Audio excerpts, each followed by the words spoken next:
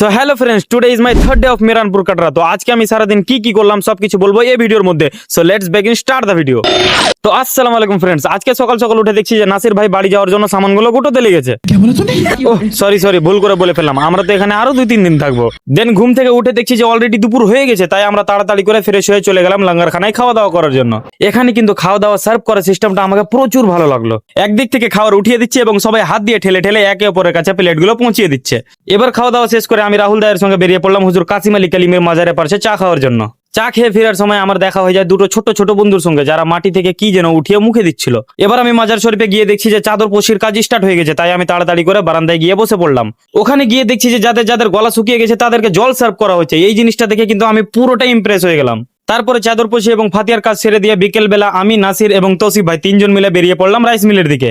ওখানে গিয়ে আমরা 3 জন সর্বপ্রথম খানকার দিক থেকে দেওয়া চা খেয়ে নিলাম। চা খাওয়ার পরে গিয়ে দেখছি যে ওখানকার লঙ্গার খানাটা অনেক বড় করে বানানো হয়েছে, যেখানে 1 থেকে 150 মানুষ একসঙ্গে খাবার খেতে পারবে। এবার ওখানে কিছুক্ষণ বসার পরে বেরোনোর সময় একটা ভদ্রলোক আমাকে আখের রস খাওয়াতে লাগলো।